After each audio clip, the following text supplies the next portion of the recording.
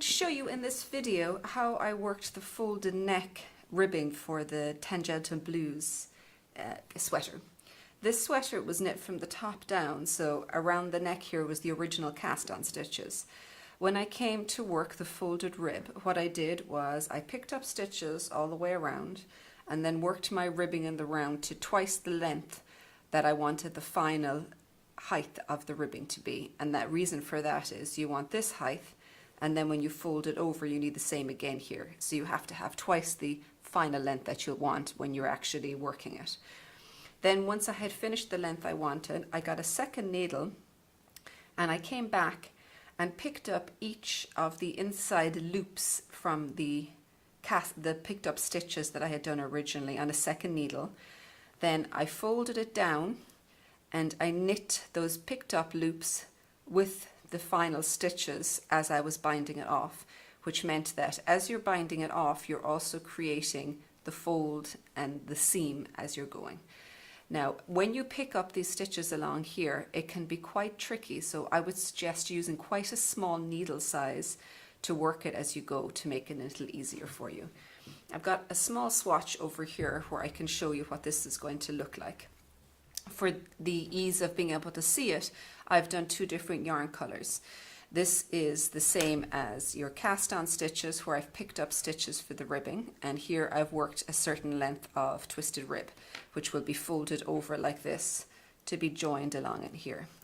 Now you can see, because of the fact that I've got a second color, it's much easier to see those loops that I've been talking about before.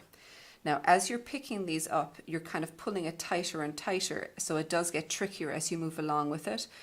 And that's one reason why you want to have quite a small needle size.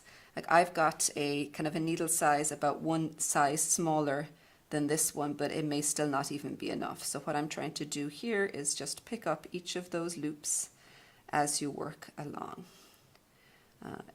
As you pull these as well, what will start happening is you will start kind of tightening up each of the future stitches as you work along. So it does get a little trickier to do. So take your time, and again, it's something you want to have good light with and plenty of time, because it's not a particularly good job to be rushed. If you find this too difficult as you're working, another possible option that you could do is you could go ahead and take those original cast-on stitches you see along the top here, and you could also pick those ones up as you're going along.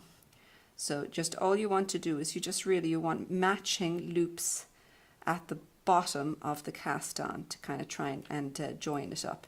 So you can see I may even have been better off here with one more needle size smaller. I think I could even, like, I mean, there's no reason why you can't even go down as far as like 2.5, 2 millimeter needle size.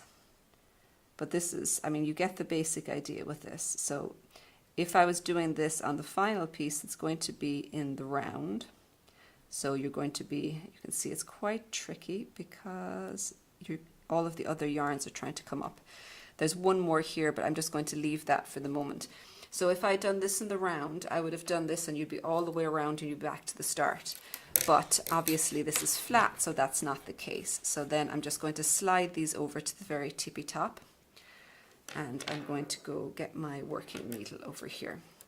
So now what I'm trying to do, you can see this is my end one. I'm going to fold it over and I'm going to work it with this stitch on the needle.